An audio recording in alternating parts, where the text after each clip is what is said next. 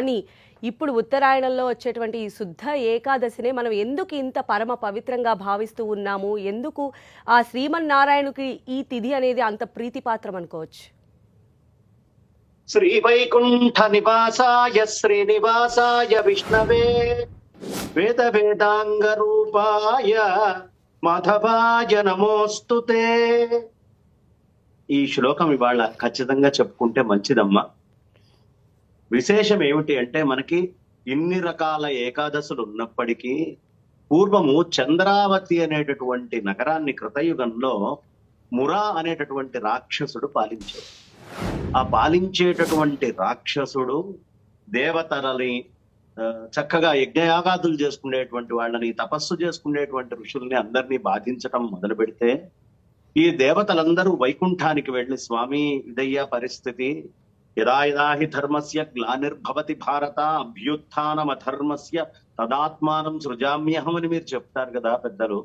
ఎలా అండి మాకు వీడి బాధ నుంచి విముక్తి అంటే, వైకుంఠము నుండి సాక్షాత్తు విష్ణుమూర్తి ఈ భూమికి ఏతెంచి ఆయన ఈ మురా అనేటటువంటి రాక్షసుణ్ణి చంపినటువంటి ఏకాదశి కాబట్టి మిగతా అన్ని ఏకాదశుల కంటే ఈ ఏకాదశి చాలా ప్రత్యేకమైనటువంటి ఏకాదశిగా చెప్పబడుతుంది. ఇంకా విశేషం ఏమిటయ్యా ఈ ఏకాదశికి అంటే, ఈ ఏకాదశికి మనమందరము కూడా ఉత్తర ద్వార దర్శనం చేసుకుంటాం. ఈ ఉత్తర ద్వార దర్శనం చేసుకోవడంలో ప్రత్యేకత ఏమిటి అంటే, మనకి గంగా నది ఉంది. గంగా నది ఆవిడ ఎప్పుడు ఉత్తరం వైపు తిరుగుతుందో అబ్బా ఉత్తరవాహినండి అని నమస్కారం చేసుకుంటుంటాం. ఉత్తరవాహిని అంటే శక్తి తనంతట తను స్వతసిద్ధంగా పరమాత్మలో కలవాలి అనుకోవడం. ఎక్కడి నుంచి వచ్చింది ఆ తల్లి? హిమవత్ పర్వతాల్లో ఇచ్చి పుట్టి ప్రయాణం చేస్తూ చేస్తూ ఉత్తరం వైపు ఉండేటటువంటి తన పుట్టింటి వైపు తిరిగినటువంటి సందర్భంగా ఉత్తరవాహిని అంటాం. అంటే ఈ జీవుడు తస్మాద్వా ఏతస్మాద్ ఆత్మన ఆకాశ సంభూత, ఆ ఆకాశాద్ వాయు వాయోరగ్ని అగ్నేరాపహద్భ్య పృథివీ పృథివ్యా ఓషధయ ఓషధీభ్యోన్నం అని పరమాత్మ నుంచి జీవుడిగా భూమి మీదకి వచ్చాడు.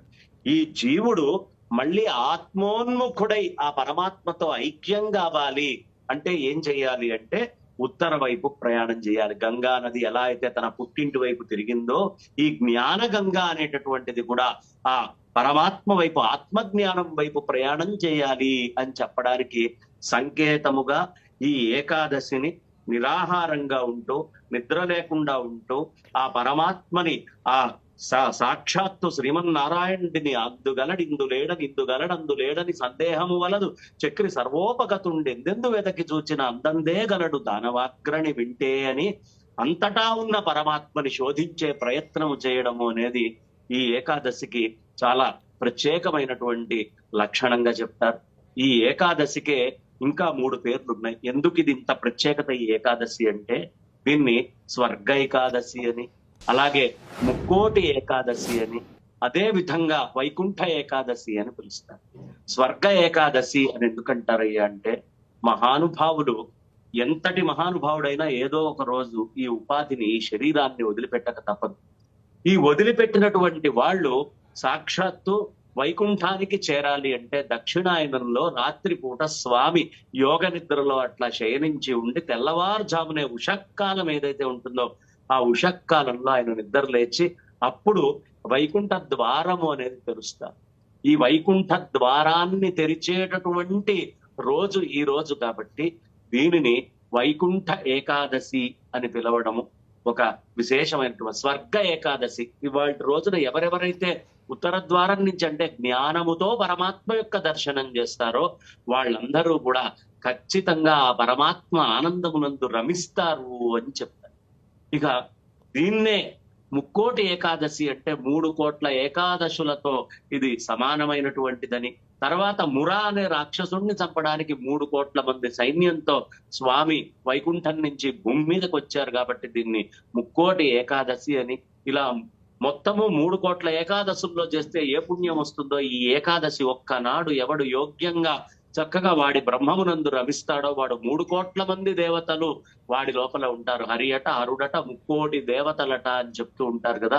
అందరిలో పరమాత్మ వెలయునట. ఆయన ఉండే రీతి తెలుసుకోండి అయ్యా అని త్యాగరాయ స్వామి వారు చెప్పినట్టు ఆ మొత్తము నిజాత్మతత్వ శక్తులన్నీ కూడా ఆత్మస్వరూపంగా మార్చుకోవడానికి యోగ్యమైనటువంటి రోజు ఈ రోజు కాబట్టి దీనిని ముక్కోటి ఏకాదశి అని కూడా పిలుస్తారు.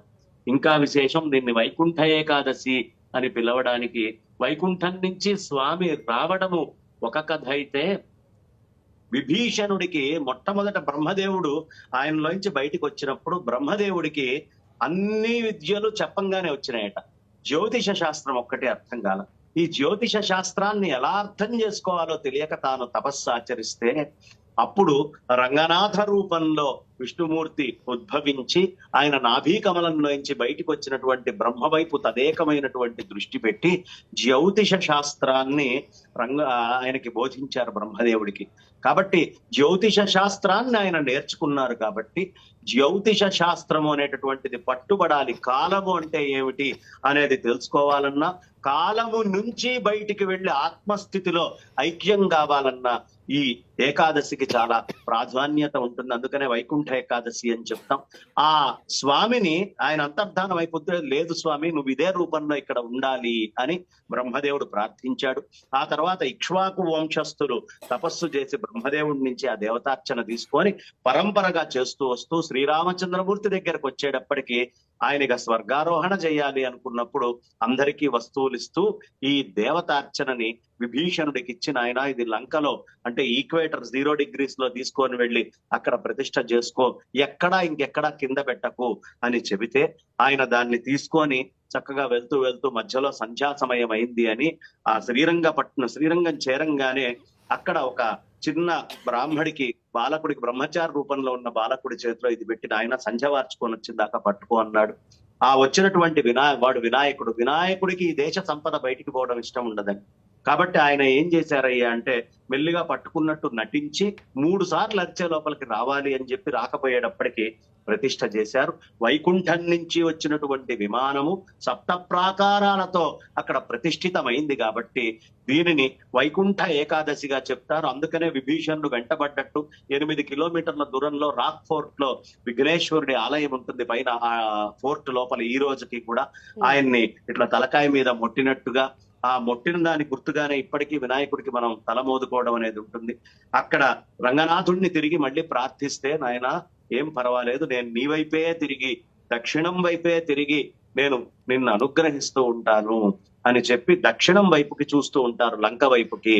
అలా చూసేటటువంటి స్వామిని ఇవాళ ఉత్తరము నుంచి వెళ్లి ఎవరు దర్శనం చేసుకుంటారో వాళ్ళు అనుగ్రహించబడేటటువంటి దానికంటే కూడా ఈ భూమి మీద అంతర్ముఖులై ఆత్మజ్ఞానాన్ని పొందడానికి యోగ్యంగా లోపలికి వస్తారు అని చెప్తారు. ఇలా అనేకమైనటువంటి కథనాలతోటి, అనేకమైనటువంటి విషయాలతోటి కూడుకున్నటువంటి మహత్తరమైన ఏకాదశి కాబట్టే దీనిని ఎన్ని రకాలుగా వైకుంఠ ఏకాదశిగా, వైకుంఠ విమానం వచ్చి ఇక్కడ ప్రతిష్ఠితమైనటువంటి ఏకాదశిగా, మురా అనేటటువంటి రాక్షసుడిని సంహరించిన ఏకాదశిగా మనం చెప్పుకుంటూ ఉంటాం. మనతో పాటు ఫోన్